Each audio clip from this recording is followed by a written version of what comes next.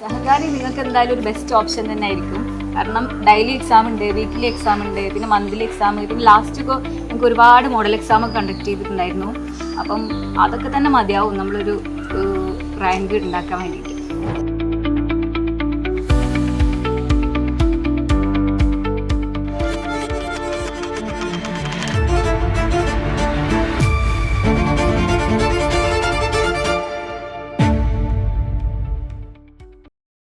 വ്യക്തമായ പ്രിപ്പറേഷനോട് ഇറങ്ങിയ ആദ്യത്തെ PSC പരീക്ഷയിൽ തന്നെ സ്റ്റേറ്റ് വൈഡ് 14 റാങ്ക് അടിച്ച നമ്മുടെ സാഗരുടെ ഏറ്റവും പ്രിയപ്പെട്ട ഹിബയുടെ വീട്ടിലാണ് നമ്മളിന്നുള്ളത്.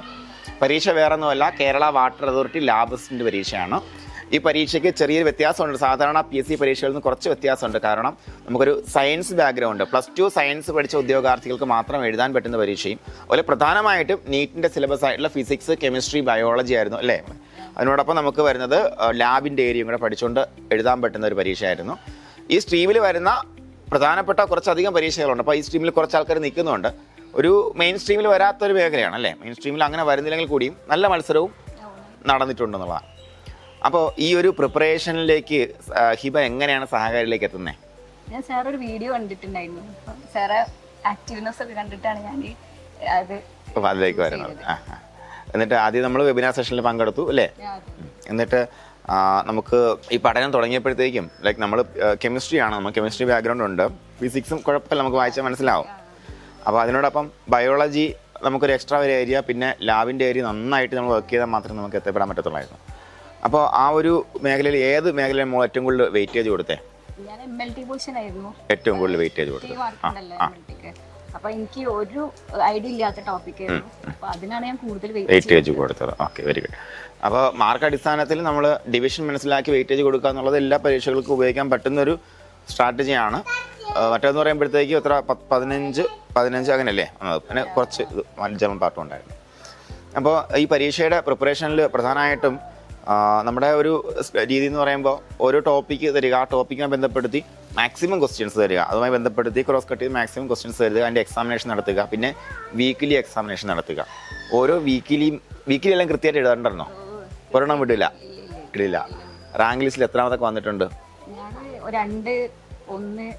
2, 1 എന്ന് സ്ഥിരമായിട്ട് വന്നാൽ മാത്രം മതി നമുക്ക് സ്റ്റേറ്റ് വൈഡുള്ള പരീക്ഷയിൽ ജോലി ഉറപ്പിക്കാൻ പറ്റും. അതാണ് മറ്റൊരു അഷുറൻസ് നമുക്ക് തരാൻ പറ്റുന്നത്. ഒരാഴ്ച നമ്മൾ ചെയ്ത വർക്കിൻ്റെ ഒരു ഇവാലുവേഷനാണ് വീക്കിലി എക്സാമിനേഷൻ. അതുപോലെ തന്നെ ഡെയിലി എക്സാമിനേഷൻ അല്ലേ മോളെ, ഡെയിലി എക്സാമിനേഷൻസ്. അപ്പോൾ നമ്മൾ റിവിഷനും റിവൈസിൻ്റെ പ്രാധാന്യം നമ്മൾ പറഞ്ഞിട്ടുണ്ടായിരുന്നു. അത് എത്രത്തോളം നന്നായിട്ട് ഹെൽപ്പ് ചെയ്തിട്ടുണ്ട് നമ്മുടെ റിപ്പീറ്റഡ് ആയിട്ടുള്ള റിവിഷൻ എക്സാംസ്? ഒരുപാട് ഹെൽപ്പ് ചെയ്തിട്ടുണ്ട്. കാരണം നമ്മൾ തലേന്ന് തന്നെ പഠിച്ചത് മറക്കുന്ന ആൾക്കാരാണ്. അപ്പോൾ എക്സാമുകൾ എഴുതുമ്പോൾ മാത്രമേ നമ്മൾ തലയിൽ നിൽക്കുള്ളൂ. അതാണ് നമുക്ക് റിവിഷൻ എന്ന് പറയുമ്പോഴത്തേക്കും പലതരത്തിൽ റിവൈസ് ചെയ്യാം. ബുക്ക് വായിച്ച് റിവൈസ് ചെയ്യുന്ന ആൾക്കാരുണ്ട്, ക്ലാസ് പിന്നെയും കണ്ട് റിവൈസ് ചെയ്യുന്ന ആൾക്കാരുണ്ട്. പക്ഷെ അതിനേക്കാൾ ഏറ്റവും എഫക്റ്റീവ് ആയിട്ടുള്ള സ്ട്രാറ്റജിയാണ് പരീക്ഷ എഴുതിയുള്ള റിവിഷൻ അല്ലേ. അപ്പോൾ അത് നിങ്ങൾ ആ പറയുന്ന കാര്യങ്ങൾ നമ്മുടെ ഇപ്പോൾ ഏതൊരു കോഴ്സിലാണെന്നുണ്ടെങ്കിലും നമുക്കത് ഫോളോ ചെയ്യുന്ന രീതിയുണ്ട്. ആ പറയുന്ന കാര്യങ്ങൾ കൃത്യമായിട്ട് ചെയ്യുക എന്നുള്ളത് പ്രധാനപ്പെട്ട കാര്യമാണ്. പിന്നെ ഏറ്റവും ആദ്യം ചോദിക്കേണ്ട കാര്യമാണ്, ഈ വിജയം ആർക്കാണ് സമർപ്പിക്കുന്നത്?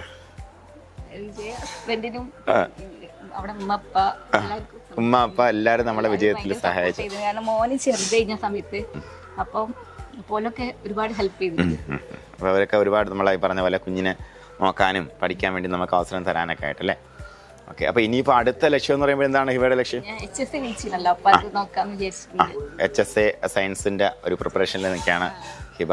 അപ്പോൾ ഇനി വരുന്ന എൻഡേഴ്സിലെല്ലാം ഹിബയ്ക്ക് സന്തോഷം ഉണ്ടാവട്ടെ, വിജയം ഉണ്ടാവട്ടെ എന്ന് ഞാൻ ആശംസിക്കുന്നു. അതിനോടൊപ്പം സാഗരയുടെ ഇനി വരാൻ പോകുന്ന സാഗരയുടെ സ്റ്റുഡൻസിനും ആസ്പിരൻസിനും അതുപോലെ ഇനി ഈ മേഖലയിൽ പഠിക്കാൻ പോകുന്ന എല്ലാ കുട്ടികൾക്കും വേണ്ടിയിട്ട് എന്താണ് ഹിബയ്ക്ക് അവരോട് പറയാനുള്ളത്?